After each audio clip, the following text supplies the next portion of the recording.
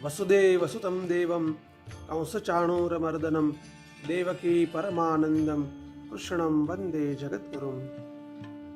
सभी को जय श्री कृष्ण।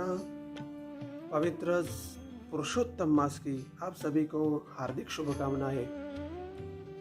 अधिक मास शुरू हो चुका है तो प्रतिदिन की नित्य एक एक कथाएं है, तो उसका हम श्रवण भी करेंगे और साथ में जितना हो सके उतना भगवान का हम नाम भी लेंगे।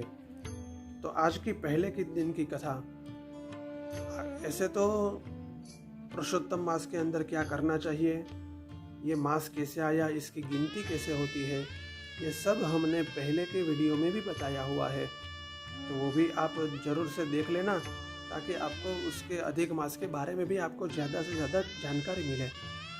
तो पहले दिन की कथा के अंदर सबसे पहले भगवान नारायण को प्रणाम करते हैं।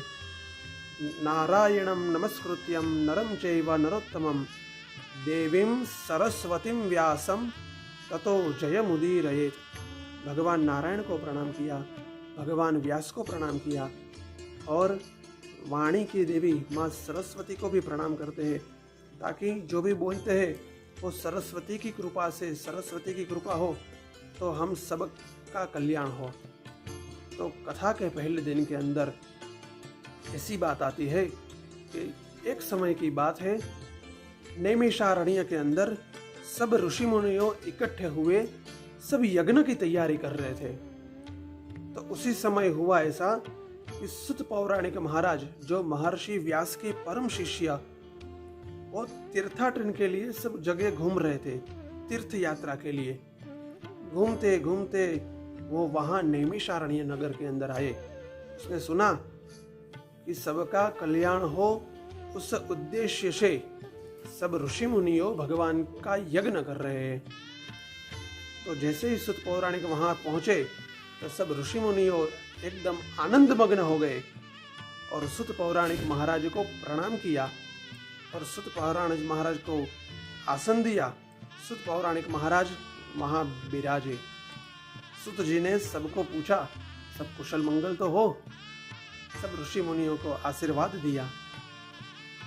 बोले कि आप सब यहाँ इकट्ठे हुए, तो उस सब ऋषि मुनियों में से शौनक जी ने पूछा, हे सुत जी, हम सब यहाँ यज्ञ के लिए इकट्ठे हुए हैं, देखो आपके पास ऐसा कुछ भी उपाय हो तो आप हमको बताओ कि समग्र मानव का कल्याण कैसे हो, सर्वलोक हिताय, सबके हित के लिए पूछा।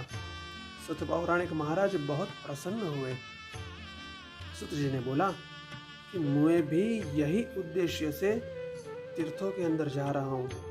मैं नर्मदा गया, कावेरी गया, सब जगह जगह गया। बद्रिकाश्रम में भगवान नारायण को भी मैं दर्शन के लिए गया, लेकिन सब जगह घूमता घूमता मुझे ब्राह्मणों के पास से मालूम हुआ कि श्रृंगी ऋषि के श्राप के कारण परीक्षित राजा अपना राज्य पाठ सब छोड़ के गंगा के किनारे भागवत का कथा श्रवण करने के लिए वहां पहुंचे, क्योंकि जिसकी मृत्यु नजदीक हो तो उसको क्या करना चाहिए।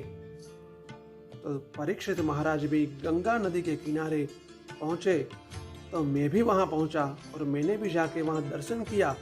और उसी समय महर्षि व्यास मुनि के पुत्र शुकदेव जी महाराज, देखो ध्यान से सुनना, पहले जो हम कथा कर रहे थे वो सुत जी की थी, और जो पधारे वो व्यास भगवान के, व्यास मुनि के पुत्र श्री शुकदेव जी महाराज 16 वर्ष की आयु में एकदम दिगंबर अवस्था में अवधूत वेश धारण किए हुए शुकदेव जी महाराज वहां पधारे।